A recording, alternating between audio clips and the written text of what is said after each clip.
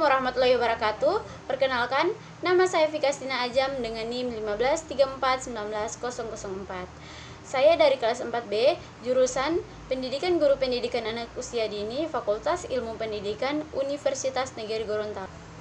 Video ini saya buat untuk memenuhi tugas UAS mata kuliah Kesehatan dan Gizi Anak Usia Dini. Di sini, saya akan menjelaskan zat-zat apa saja yang dibutuhkan dalam tubuh. Pertama yaitu air. Air memiliki peran penting dalam kehidupan manusia. Selain itu, air juga memiliki peranan yang sangat penting bagi tubuh manusia. Kandungan air pada tubuh bayi mencapai 75-80%. Seiring dengan tumbuhnya tubuh, kandungan air berkurang mencapai 60-65 untuk pria dan 55-60 untuk wanita. Air juga berfungsi untuk melarutkan zat-zat makanan, untuk mengangkut zat-zat makanan dari jaringan satu ke jaringan yang lain, serta mengangkut sisa metabolisme ke jaringan sistem ekskresi, yaitu protein. Protein adalah senyawa organik kompleks yang tersusun atas unsur-unsur CHON dan beberapa jenis protein kandungan unsur S dan P. Komponen dasar dari protein adalah senyawa organik sederhana yang disebut asam amino. Protein yang kita butuhkan dapat berasal dari hewan dan tumbuh-tumbuhan. Yang berasal dari hewan disebut protein hewani dan yang berasal dari tumbuh-tumbuhan disebut protein nabati. Protein yang diperlukan dalam tubuh memiliki fungsi yaitu membangun sel-sel yang telah rusak, membentuk zat-zat mengatur seperti enzim dan hormon, membentuk antibodi, bahan-bahan pembentuk senyawa asam amino lainnya, dan sebagai sumber energi 1 gram protein menghasilkan 1,4 serta sebagai sumber energi 1 gram protein menghasilkan 4,1 kalori. Selanjutnya, yang ketiga yaitu lemak. Lemak adalah senyawa organik yang tersusun atas unsur-unsur C, H, dan O. Komponennya adalah asam lemak dan gliserol.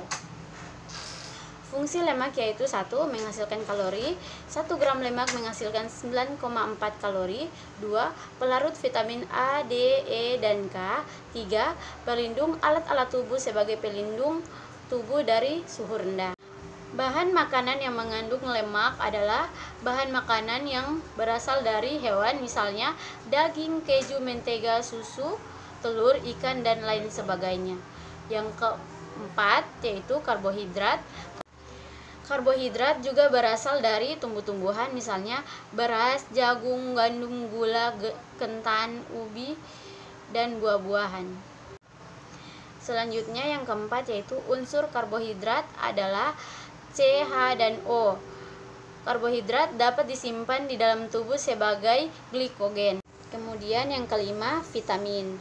Vitamin adalah zat-zat organik kompleks yang dibutuhkan dalam tubuh dalam jumlah kecil pada umumnya, tapi tidak dibentuk oleh tubuh, namun dapat diperoleh dari makanan.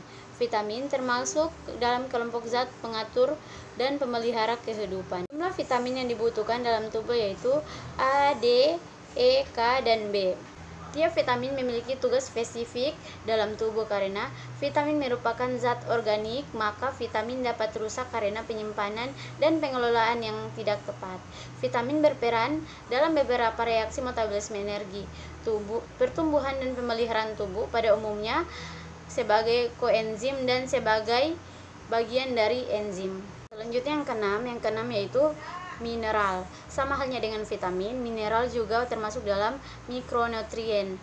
Zat makanan ini penting untuk berbagai fungsi tubuh, mulai dari pembentukan tulang dan gigi kuat, mengatur metabolisme, mendukung pertumbuhan sel darah merah, meningkatkan sistem kekebalan tubuh, hingga mempercepat penyembuhan luka. Untuk memenuhi kebutuhan mineral, pastikan Anda mengkonsumsi daging tanpa lemak, makanan laut, susu dan olahannya, kacang-kacangan, biji-bijian, sayur-sayuran, buah-buahan, dan kuning telur.